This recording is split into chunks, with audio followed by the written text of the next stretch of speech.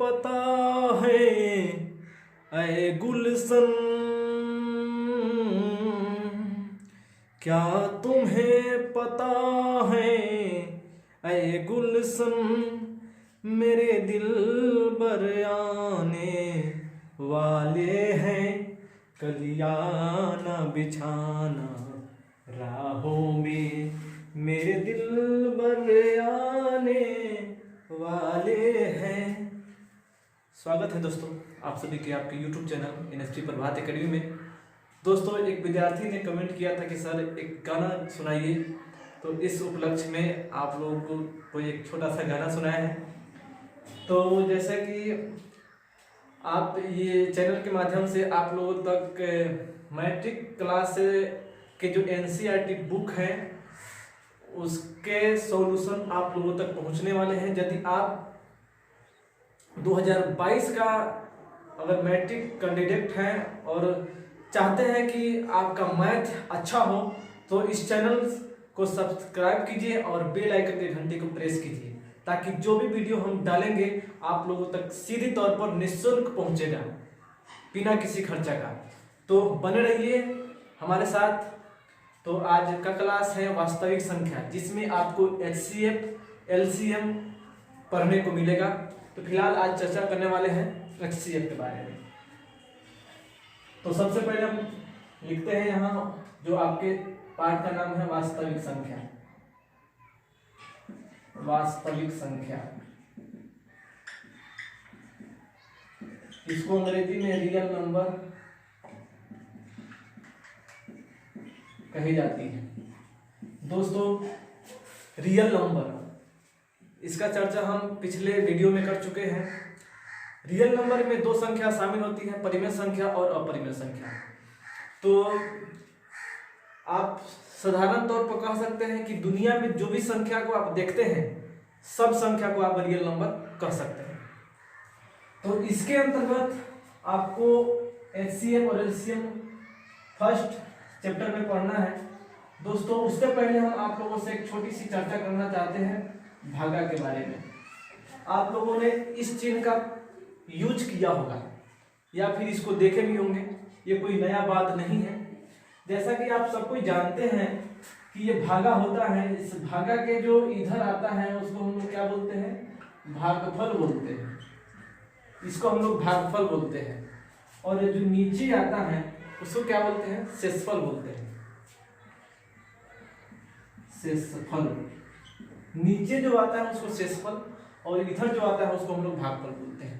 और जरा आप लोग ये भी बताइए कि बीच में रहता है उसको क्या बोलते हैं। चलिए अगर जानकारी है तो ठीक है, नहीं है तो जान लीजिए इसको बोलते हैं भाज्य। इसको हम लोग बोलते हैं, बीच में जो रहता है उसको भाज्य बोलते हैं, और जो इधर रहता है उसको हम लोग क्या बोलते हैं, भाजक बोलते हैं। चलिए इसके बाद में इस चारों जो आप शब्द देख रहे हैं, इस चारों शब्द को मिलाकर के एक सूत्र का निर्माण किया गया है, जिसका निर्माण करता यूक्लिड विभाजन एल्गोरिथम। तो आइए उसका हम नाम लिखते हैं। सबसे पहले यूक्लिड विभाजन एल्गोरिथम, बहुत ही प्रचलित नाम है यूक्लिड विभाजन एल्गोरिथम। अगर कहा जाए तो इन्होंने ही इस भागा का खोज किया था, यूक्लिड विभाजन एल्गोरिथम महोदय ने। इसीलिए इसके नाम में विभाजन शब्द जोड़ दिया गया है। हालांकि विभाजन का मतलब होता है बांटना, किसी चीज का विभाजन मतलब किसी चीज को बांट देना, उसी को विभाजन कहते हैं। तो भागा द्वारा हम संख्याओं को बांटते हैं। जैसे यहां पर हम कोई संख्या लिखते हैं, 145 लिखते हैं, 145। अगर हम इसको 5 से भागा देते हैं तो इसको हम कह सकते हैं कि 145 को कई भाग में बांटे हैं, 5 भाग में। 145 को 5 भाग में विभाजित किए हैं, मतलब बांट दिए हैं। फिर हम यहाँ पर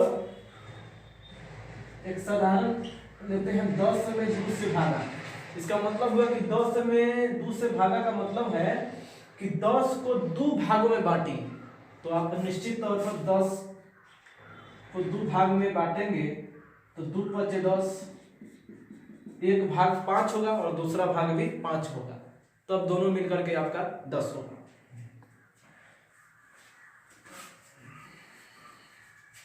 तो यूक्लिड विभाजन एल्गोरिथम, जो यूक्लिड थे उन्होंने ही भागा का खोज किया था, इसलिए उसके नाम के बीच में विभाजन शब्द को जोड़ दिया गया है। आइए इन्होंने एक सूत्र का प्रतिपादन किया था, वह सूत्र है भाज्य का। भाज्य बराबर भाजक गुना भागफल प्लस में होता है शेषफल। भाज्य बराबर भाजक गुना भागफल प्लस शेषफल, ये सूत्र है। इसका एक सांकेतिक मान भी है, जरा उसको भी देखिए। भाज्य को ए कहा जाता है, भाजक को बी कहा जाता है, भागफल को क्यू प्लस शेषफल को आर कहा जाता है। कहीं ना कहीं आप इसको देखे होंगे, ए बराबर बी क्यू प्लस आर। हालांकि जब क्वेश्चन हम लोग सॉल्व करेंगे तो उसमें इसका जरूरत पड़ने वाला है। और एक और है एक्स बराबर, कभी कभी आप भाज्य को एक्स भी कहीं कहीं माना जाता है, ए भी माना जाता है। तो भाज्य यहाँ एक्स है, तो एक्स बराबर पी क्यू प्लस आर, ये भी सूत्र है विभाजन का। तो किसी एक का प्रयोग आप जब प्रश्न का उत्तर देंगे तो उसमें आप कर सकते हैं।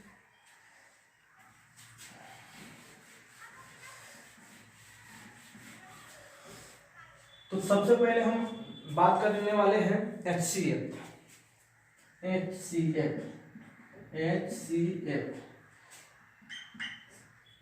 इसका पूरा नाम होता है हाईएस्ट कॉमन फैक्टर।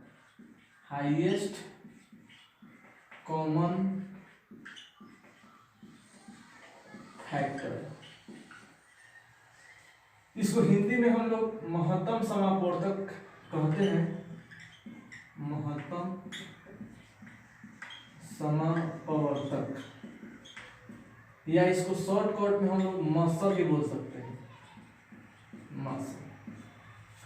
तो HCF का अगर कोई फुल फॉर्म पूछता है तो उसका आंसर है कि हाईएस्ट कॉमन फैक्टर, या फिर महत्तम समापवर्तक, मस भी बोल सकते हैं।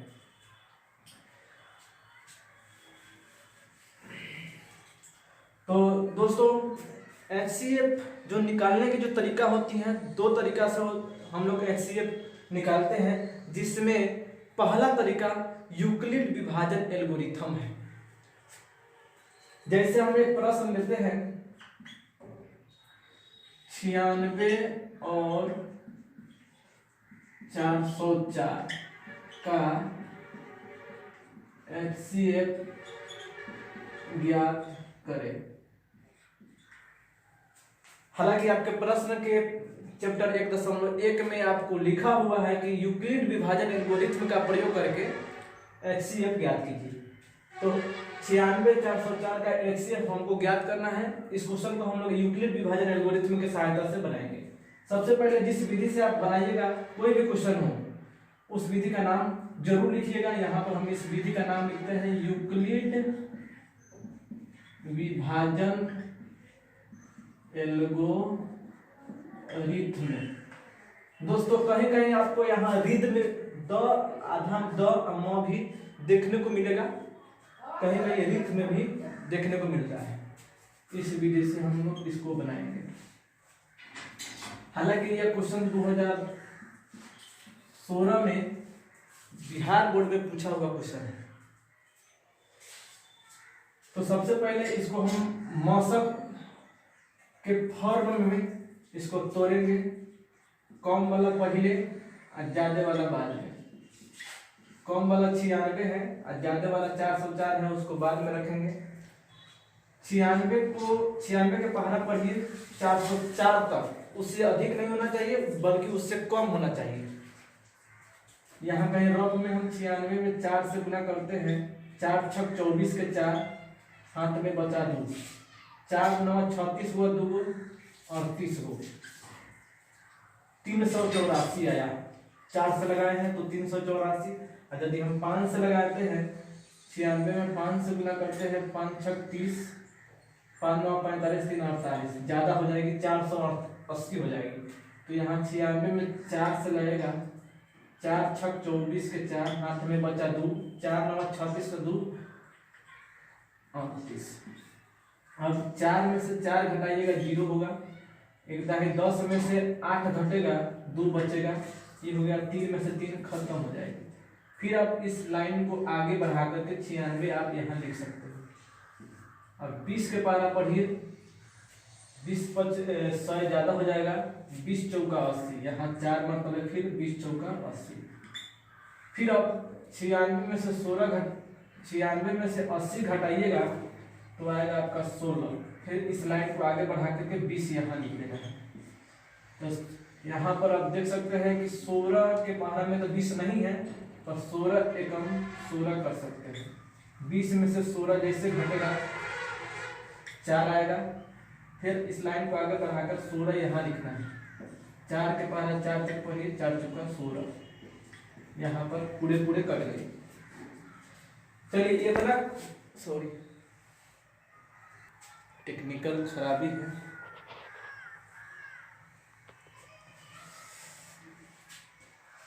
थोड़ा क्षमा चाहते हैं।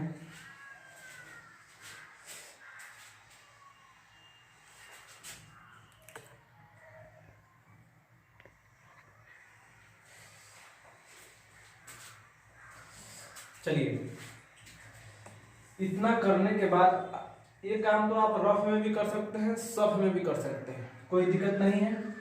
लेकिन इस सबसे ज्यादा मेन बात यहाँ ये है कि इस चीज को आपको सजा देना है। जब तक आप सजाइएगा नहीं तब तक आपको नंबर मिलेगा नहीं। तो सजाने के लिए सूत्र वही है, यूक्लिड विभाजन एल्गोरिथ्म से हम लोग जान चुके हैं, ए बराबर BQ प्लस R होता है, जहाँ ए भाज्य होता है, बी भाजक होता है, क्यू भागफल होता है, आर शेषफल होता है। तो यहाँ ए का काम करेगा, इसमें जो सबसे बड़ा मान होगा वही 404 सबसे बड़ा मान है 404, और इस 404 का जो भाजक है उस भाजक में भागफल से गुना करके शेषफल को जोड़ना है, अर्थात इधर वाला गुना उधर वाला और प्लस में नीचे वाला। 404 के इधर वाला आपका 96 है और गुना उधर वाला 4 है और प्लस नीचे वाला 20 है। फिर आप बराबर के बाद में जो संख्या है उसको पहले लिख लीजिए, 96 है तो 96, फिर 96 का इधर वाला गुना उधर वाला प्लस में नीचे वाला, इधर वाला 20 है और उधर वाला 4 है और प्लस नीचे वाला 16 है। फिर आप बराबर के बाद वाला को पहले लिखिए 20, तो फिर 20 का इधर वाला गुना उधर वाला और प्लस में नीचे वाला, इधर वाला 16 है और गुना उधर वाला 1 है और प्लस नीचे वाला 4 है। ये काम जब तक जारी रहेगा जब तक प्लस में 0 नहीं आ जाए, शेषफल 0 जब तक नहीं आता है तब तक यह प्रक्रिया जारी रखेंगे। फिर 16 को हम पहले लिखेंगे, 16 के फिर इधर वाला गुना उधर वाला और प्लस नीचे वाला, इधर वाला 4 है और उधर वाला भी 4 है और प्लस नीचे वाला शेषफल आ गया 0।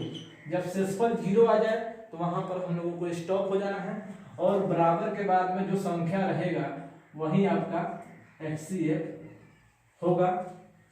यहाँ लिख सकते हैं नीचे, अतः HCF बराबर का चिन्ह देकर 4 कर सकते हैं। उम्मीद करते हैं कि ये क्वेश्चन आप लोगों को समझ में आ गया होगा। आइए हम अगले क्वेश्चन पर बात करते हैं।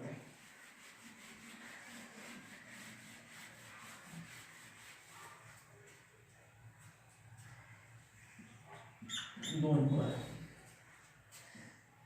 155 और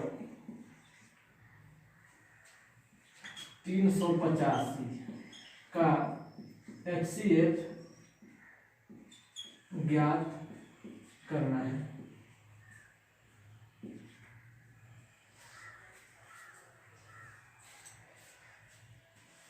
इस क्वेश्चन को भी उसी विधि से बनाएंगे जिस विधि को हम लोग पहले पढ़े हैं।